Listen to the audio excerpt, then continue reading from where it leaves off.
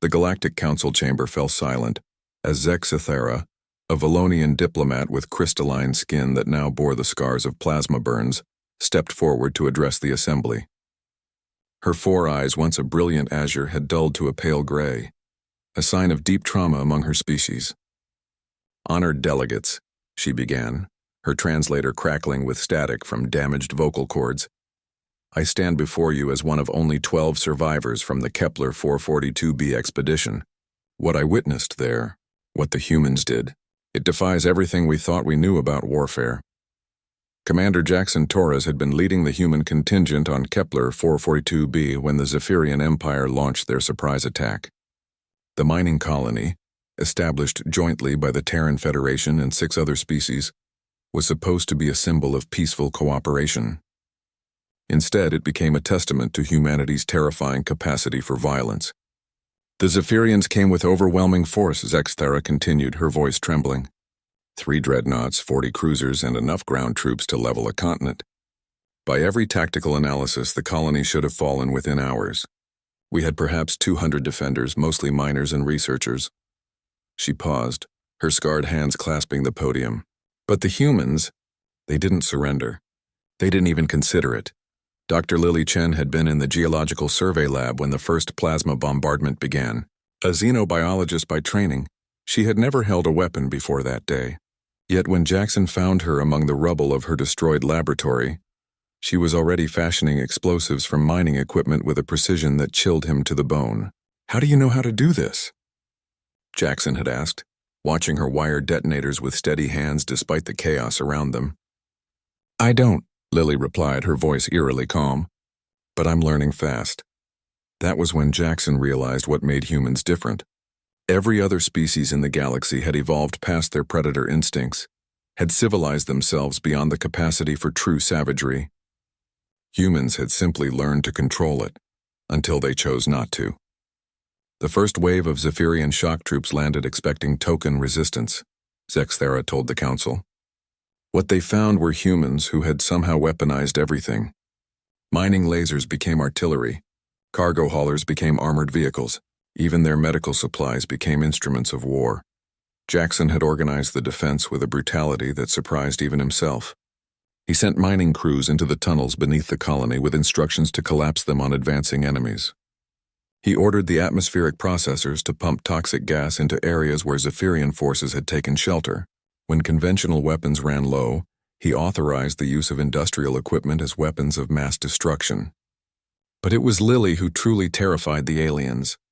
While Jackson commanded the military response, Lily had taken charge of psychological warfare. She studied captured Zephyrian equipment, learned their communication frequencies, and began broadcasting sounds, recordings of human laughter mixed with screams, ancient battle songs from Terra's bloodiest conflicts. The sound of human children playing, followed by silence. "We couldn't understand what they were trying to accomplish," Zexithera whispered. "The broadcast made no tactical sense. They served no strategic purpose. They were simply cruel." The siege lasted 3 weeks. 3 weeks during which the humans showed the galaxy what they truly were beneath their veneer of civilization. They didn't just fight. They adapted, evolved, and improvised with a creativity born of desperation and rage. Jackson began taking trophies, not from a sense of honor or tradition, but as psychological weapons. Zephyrian communication devices, armor pieces, personal effects, all displayed where enemy forces could see them. The message was clear. Humans didn't just kill their enemies. They erased them. Lily's contributions grew increasingly sophisticated.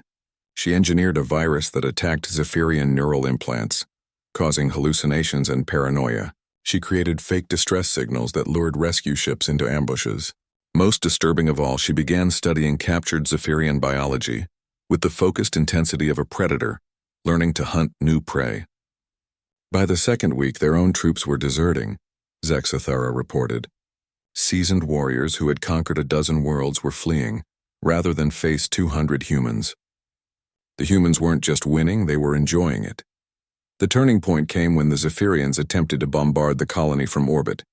Jackson and Lily had anticipated this. Using salvaged parts and human ingenuity, they had constructed a gravity weapon that turned the planet's mining equipment into a massive railgun.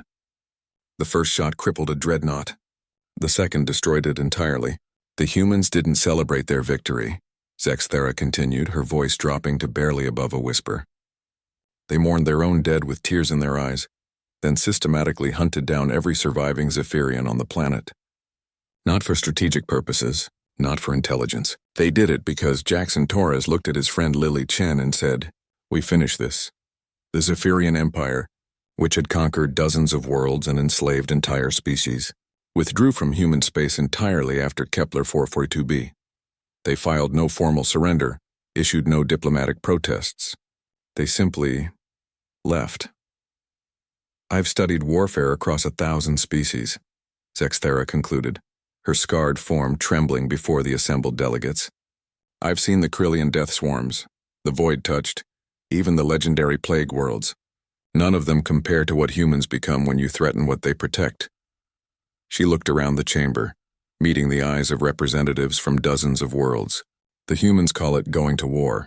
We have a different term for it now. We call it awakening the monster. The chamber remained silent long after Zexthera left the podium. In the months that followed, the Galactic Council would pass Resolution 2847, the Human Accord. It was simple legislation with a simple message. Humanity would be left alone, and in return they would remain asleep. Because now the galaxy knew the truth. Humans weren't just another species that had achieved spaceflight. They were apex predators who had learned to wear the mask of civilization. And when that mask came off, as it had on Kepler 442b with Jackson and Lily leading the way, the results were too terrifying for the galaxy to risk again. The humans, for their part, returned to their mining and research and peaceful cooperation. But every species in the galaxy now understood the unspoken warning in their calm, friendly faces. We chose to be civilized.